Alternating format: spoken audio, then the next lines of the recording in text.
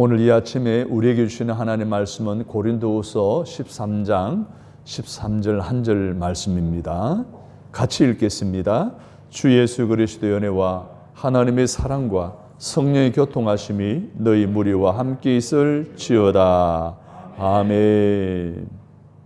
할렐루야. 오늘 예배에 나오신 사랑하는 여러분, 그리고 이 유튜브 영상을 통해서 함께 예배에 참여하는 사랑하는 성도 여러분, 지난 한 주간 어떻게 지내오셨습니까? 코로나19로 인해서 아마 여러 가지 무거운 짐을 진 듯한 환경 속에서 지내오면서 때로는 지치고, 때로는 스트레스 받고, 때로는 여러 가지 무거운 짐에 눌려 지친 모습으로 이 시간 이 자리에 와 계실 것입니다. 그러나 우리 하나님이 예배를 통해서 오늘 우리에게 위로와 회복과 치유를 허락해 주시기를 원하십니다. 그리고 하나님의 시간 우리를 통해서 영광 받으시기를 원하십니다. 우리 미래에 대해서는 앞으로의 삶에 필요한 하나님의 보상의 축복을 약속해 주시는 거룩한 예배 시간이 되어지기를 주님의 이름으로 바랍니다. 오늘 본문의 말씀은 사도 바울이 고린도 교회에 보낸 서신 가운데 마지막 축복에 관한 이야기를 하고 있는 내용을 담고 있습니다. 사도 바울이 많은 서신서를 썼는데 서신서를 쓸 때마다 동일한 레파토리가 있습니다. 인사말을 할 때는 하나님의 은혜와 우리 주 예수 그리스도의 평강이 가득하기를 선언했고, 그리고 편지 말미에는 하나님의 축복이 함께하기를 그렇게 기도하는 마음으로 기록한 내용을 우리가 볼 수가 있습니다. 그래서 오늘 본문에도 보면 하나님은 고린도 교회를 통해서 사도 바울을 통하여 축복하는 내용이 나옵니다. 주 예수 그리스도의 은혜와 하나님의 사랑과 성령의 교통이 너희 무리와 함께 있을지어다. 아멘. 이 말씀은 바울이 축복한 너무나 귀한 말씀으로 오늘 저와 여러분이 꼭 받아야 할 은혜의 말씀인 줄로 믿습니다. 뿐만 아니라 세계 모든 교회마다 예배의 마지막에 주의 종도를 통해서 예배에 참여하고 세상을 나아가는 성도들에게 축복하게 한 내용으로 공통적으로 쓰여지고 있는 그러한 말씀이기도 합니다. 설교를 늘 부담스러워하는 목사님이 계셨습니다. 마을 주민들 초청장치를 야외 숲속에 천막을 치고 하게 되었습니다. 목사님이 준비한 설교를 읽어내려 갑니다. 그런데 초청되어 온 마을 주민이 저 뒤에서 안 들려요 라고 소리치는 거예요. 그러자 또 초청받은 노인 한 분이 앞에서 일어서 뒤를 향하여 차라리 안 듣는 게 나아 라고 하는 겁니다. 여러분, 설교는요 굉장히 중요한 건 틀림없죠. 천주교와 성공회와는 다르게 개신교에서의 설교가 차지하는 비중은요 거의 절반 이상을 차지해요. 그만큼 설교가 중요하지만 설교를 듣기 위해서 교회에 나오는 것이 아닙니다. 설교가 교회 예배 가운데 굉장히 중요한 부분을 임하는 아니라는 이야기입니다. 예전에 보게 되면 예배는 크게 세 가지로 나누어집니다. 드리는 예배, 받는 예배, 나누는 예배. 드리는 예배는 찬송, 기도, 헌신입니다. 받는 예배는 하나님의 말씀과 축복 기도입니다. 나누는 예배는 사랑의 교제와 교회 소식을 나누는 것을 말하는 것입니다. 이 모든 예배 순서가 다 중요한 거예요. 다 중요하면 어떻게 해야 돼요? 예배 늦게 오면 안 되겠죠? 예배 끝나기 전에 가면 안 되겠죠? 그래서 미리 와서 기도로 준비하고 찬송하며 마음의 옥토로 바꾸고 예배로 나아가서 순서를 통해 주시는 하나님의 은혜를 배우고 깨닫고 누림으로 이 세상을 향해 나아가는 이 모든 과정이 예배의 순서가 다 중요하다는 이야기예요. 오늘 예배의 많은 순서 가운데 마지막 부분이라고 생각되어지는 축복 기도에 대해서 상고하며 은혜를 나누고자 하는 것입니다. 어린이 주일날 목사님이 아이들에게 설교를 하게 되었어요. 절기 때는 아이들 예배에 담임 목사님이 설교를 하는데 어른들을 대상으로 하시는 목사님이 아이들을 대상으로 하면 재미가 없겠죠. 전도사님이 하는 것보다 훨씬 재미가 없을 거예요. 그래서 목사님이 막 설교를 하고 마지막 축복 기도를 하고 있는데 한 아이가 옆에 있는 친구를 찌르면서 야, 왜 목사님이 손 들고 있는 거야? 야, 너 그것도 몰라? 목사는 설교 못했다고 벌 서고 있는 거야. 사랑하는 여러분, 축복 기도는 하나님을 만나고 회복되고 치료받고 다시 삶의 자리로 나아가는 사람들에게, 성도들에게 축복을 선언하는 내용의 말씀이기 때문에 벌 서는 것이 아니라 축복하는 거예요. 이처럼 축복 기도는 하나님께 예배하고 삶의 자리로 돌아가는 하나님의 자녀들에게 하나님의 칠이 내리시는 복인 거예요. 할렐루야. 성도님들은 세상에 살아가다 보면 여러 가지 많은 어려움에 처하기도 합니다. 그래서 죄에 오염되기도 하고 스트레스를 받기도 하고 여러 가지 시험에 들기도 하고 상처를 견뎌내야 하기도 합니다. 이런 상처가 많은 성도들이 하나님께 나와 예배를 하고 하나님을 만나고 치료되고 회복되고 위로받아 힘을 얻고 돌아가는 것이 예배인데, 이들에게 구약에서는 하나님의 아론으로 하여금 하나님의 복을 주신다, 너희들을 지켜주신다, 너희들과 함께 하신다, 너희들에게 평강을 주신다라고 이제 말씀하고 있습니다. 신약에서는 삼위일체 하나님이 교회만 계시는 것이 아니라 성도들이 살아가는 삶의 자리에 함께 하실 것을 약속해 주시는 거예요. 그것이 본문의 삼위일체의 은혜와 사랑과 교통을 말하고 있는 것입니다. 이스라엘 백성들이 노예생을 할 때 하나님 모세를 통해서 이스라엘 백성들을 이끌어내는 것을 우리는 출애굽이라고 그럽니다. 그런데 하나님이 이스라엘 백성들을 출애굽한 목적이 뭡니까? 하나님을 섬기게 하기 위해서, 하나님께 예배하도록 하기 위해서. 할렐루야. 뿐만 아닙니다. 신약 교회에서는 구원받은 백성들의 해야 할 가장 큰 의무가 무엇일까요? 예배하는 거예요. 가장 큰 축복이 무엇일까요? 예배하는 거예요. 그래서 예배는 무엇보다도 우선입니다. 돈 버는 것보다도, 건강한 것보다도, 직장보다도, 가정보다도 우선되는 일이고 중요한 일입니다. 그러므로 그리스도인이 되었으면 어떤 희생과 어떤 대가를 지불하고서라도 우리는 먼저 예배를 드리는 겁니다. 코로나 바이러스가 우리나라에 창궐 할 때에 신천지를 비롯한 이 사건을 인해서 교회가 정부의 통제를 받게 되었습니다. 그때 일부 교회들이 저항을 했잖아요. 저항한 이유가 다른 이유가 아니에요. 코로나 위험하고 문제 있는 거 알아요. 그럼에도 불구하고 전쟁 중에도 우리는 예배를 드렸는데 바로 이러한 이유 때문에 예배를 소리하고 예배를 포기할 수 없기 때문에 그런 거예요.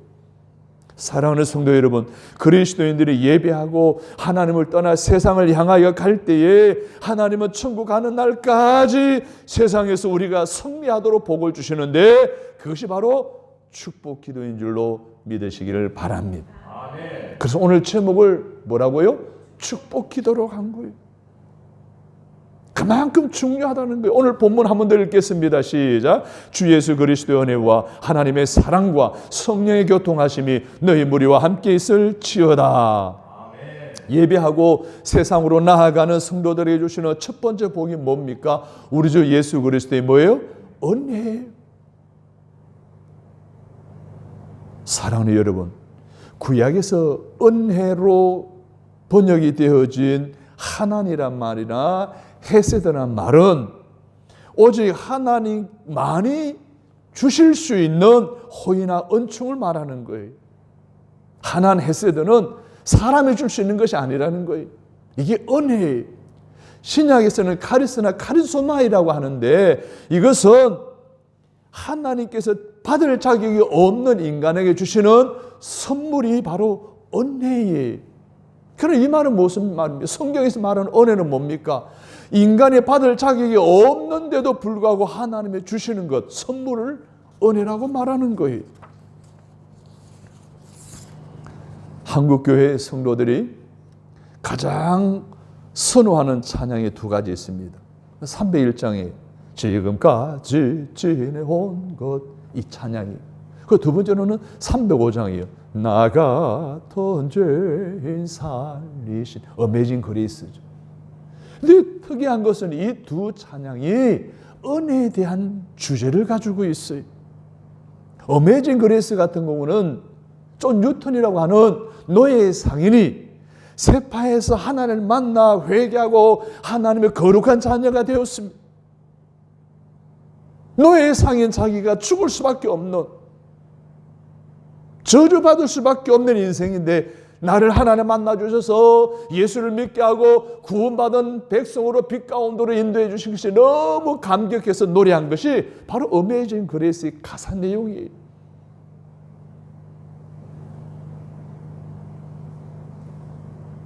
하나님은 예배하고 나아가는 자녀들에게 우리 주 예수 그리스도의 은혜의 복음을 부어주십니다. 그래서 항상 하나님이 나를 구원해 주셨어. 하나님이 나와 함께 하셔. 하나님은 나를 용서하시고 사랑하셔. 라는 이 감격, 이 기쁨, 이 자신감, 이 은혜를 가지고 세상에서 당당하게 살아갈 수 있도록 우리 주 예수 그리스도의 은혜가 내게 있을지어다. 이렇게 축복하는 거예요. 종교개혁 신학의 모토가 여러 개 있는데 그 중에 하나가 솔라 그라치아입니다. 오직 은혜입니다. 은혜 아닌 것이 하나도 없습니다. 우리는 오직 은혜로 구원받고 은혜로 살아가고 있는 줄로 믿으시면 아멘. 아멘. 그렇습니다. 은혜가 아닌 것이 하나도 없습니다. 이것을 인정하고 인정하지 않는가가 그 사람의 신앙의 깊이를 나타내주는 척도가 될 수 있을 정도인 것입니다. 은혜 아니면 살아갈 수가 없네. 허험마저도 다 주의 것이네. 세상 평안과 위로 내게 주신 주 예수, 오직 예수뿐이네. 그 신 계획 나 볼 수도 없고 작은 고난에 지쳐도 주께 묶인 나의 모든 삶 버티고 견디게 하시네. 은혜 아니면 살아갈 수가 없네. 나의 모든 것 다 주께 맡기네. 참된 평안과 위로 내게 주신 주 예수, 오직 예수뿐이니. 예수, 오직 예수뿐이니. 할렐루야. 서집사님, 어떻게 이렇게 건강하십니까? 그런 대답이 어떻게 해야 될까요? 하나님의 은혜이지요. 사모님 요즘 어떻게 지내십니까? 예, 대답은 예, 하나님의 은혜로 살아가고 있습니다. 여러분, 우리는 하나님의 은혜로 살아야 됩니다. 그래서 하나님의 은혜가 필요합니다. 오늘 저 여러분의 심령 속에 놀라운 이 하나님의 은혜가 가득 차 넘치는 삶을 살아가시기를 바랍니다. 그런데 우리가 이 은혜를 받을 자격이 있습니까? 없어요. 그래서 하나님 우리에게 그저 선물로 주시는 거예요. 하나님 안에 주실 수 있는 호의와 은총, 그것을 우리에게 선물로 부어주시는 거예요. 받을 자격이 없는데, 잘나지도 않았는데. 그러므로 우리는 오늘이라도 하나님이 안 도와주시면 실패할 수 없는 인생 아닙니까? 그래서 세상으로 삶의 자리로 나아가는 예배자들에게 오늘 주의 종도를 통해서 우리 주 예수 그리스도가 은혜가 너에게 함께 하실지어다 이렇게 축복하는 겁니다. 이 은혜가 여러분에게 넘쳐나게 되기를 주의 이름으로 축복합니다. 두 번째로는 예배하고 예배당을 떠나는 하나님의 자녀들에게 주시는 두 번째 축복은 하나님 아버지의 사랑입니다. 하나님은 우리에게 어떤 사랑을 부어주십니까? 나를 사랑하실 그 하나님은 도대체 어떤 분이십니까? 그분은 천지를 창조하신 분이시잖아요. 천국과 지옥, 영생과 내생, 이것을 다스리시는 주인이시고 왕이십니다. 그 높고 높으신 하나님이 낮고 천한 죄인인 우리 인간들을 사랑하신다는 거예요. 할렐루야. 사랑하는 여러분, 우리의 삶이 거룩하고 고상해서 우리를 하나님이 사랑하시는 것이 아닙니다. 학식과 덕망이 높아서 하나님 우리를 사랑하는 것이 아닙니다. 우리가 오히려 죄인임에도 불구하고 먼저 우리를 사랑하신 줄로 믿습니다. 종교개혁자 말틴 루터가 이런 말을 했어요. 내가 만약 하나님이라고 한다면 오늘 인간들이 너무 죄가 추해서 저들의 머리 위에 하늘의 불을 부어서 내가 멸망시킬 것이다 라고 말할 정도로 우리 인간은 죄인입니다. 죄악에 관영한 세상에서 죄에 찌들어 살고 있는 것입니다.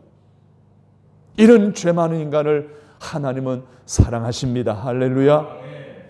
복음의 요약이라고 불릴 수 있는 요한복음 3장 16절은 하나님이 세상을 이처럼 사랑하사 독생자를 주셨으니 이는 그를 믿는 자마다 멸망치 않고 영생을 주신다라고 약속하셨습니다.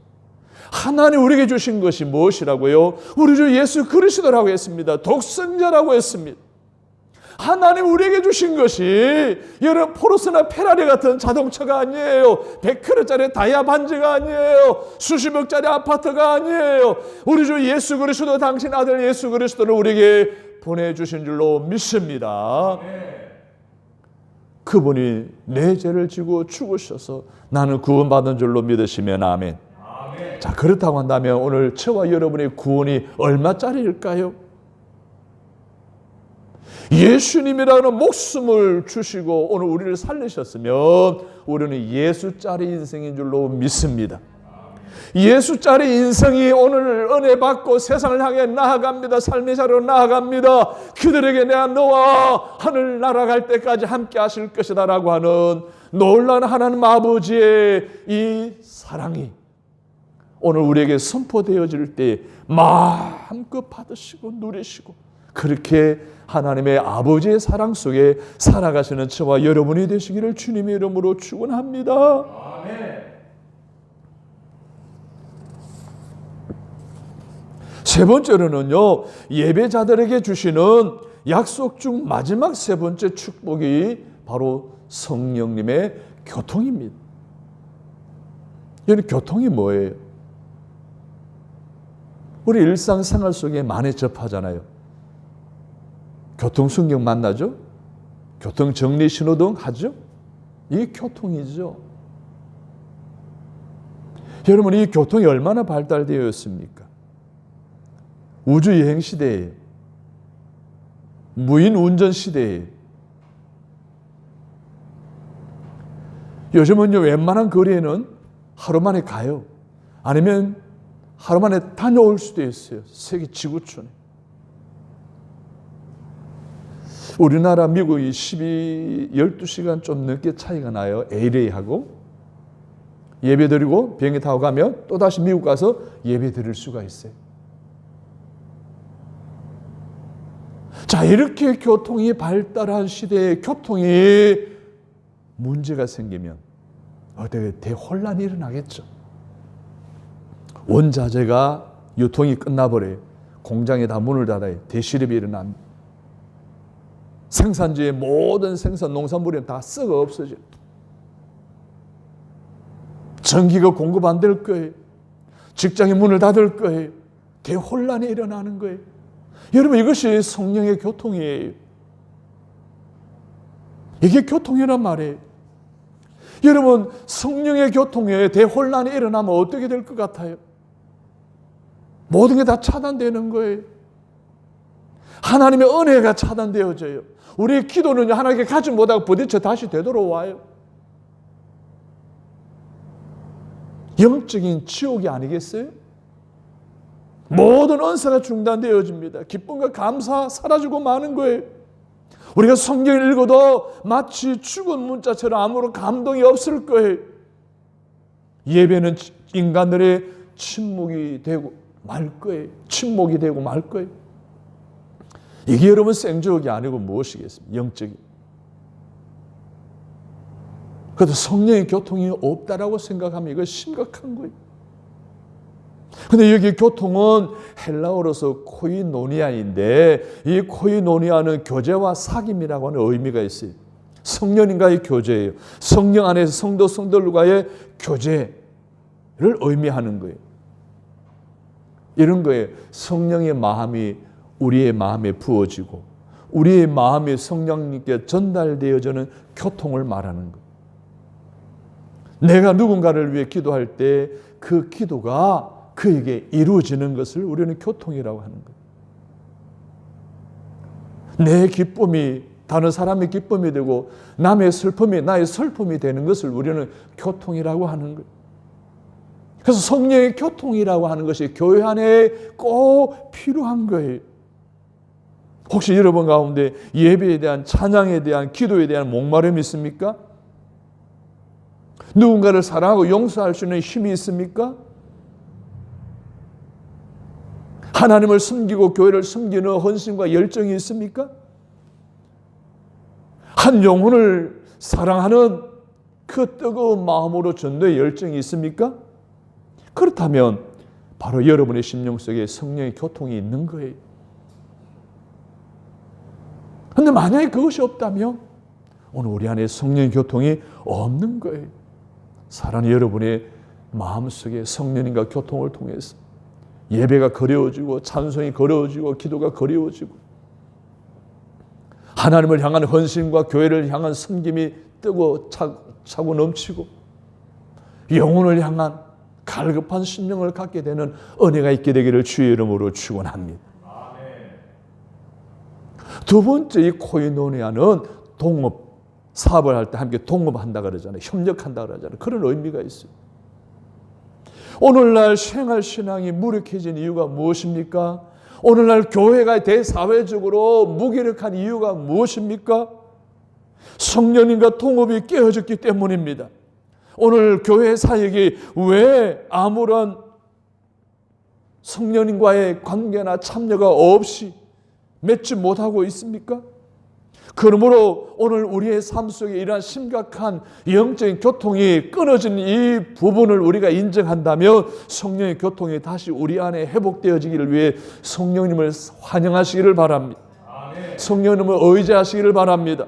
성령님께 모든 기회를 내드리시기를 주님의 이름으로 축복합니다. 그리하면 성령님의 교통함이 다시 내 안에서 불릴 때 일어나게 될 줄로 믿습니다. 라오디게아 교회를 향한 성령의 말씀이 요한계시록 3장 20절에 있습니다. 볼지어다 내가 문 밖에 서서 두드리노니 누구든지 내 음성을 듣고 문을 열면 내가 그에게로 들어가 그와 더불어 먹고 그는 나와 더불어 먹으리라. 하나님이 끊임없이 우리의 마음의 문 밖에서 두드리는 거예요. 근데 우리가 문을 열면 주님이 들어와 더불어 드신다는 거예요. 교통하신다는 거예요. 성령님을 혹 여러분이 여러분의 삶 밖에 두고 있지는 않습니까? 교회 사역의 바깥에 오늘 이 시간에도 성령님을 두고 계시지 않습니까? 성령님과의 교통이 사라진 교회는 예배가 냉랭합니다. 기도가 식습니다. 찬양의 열정이 없습니다. 헌신의 뜨거움이 없습니다.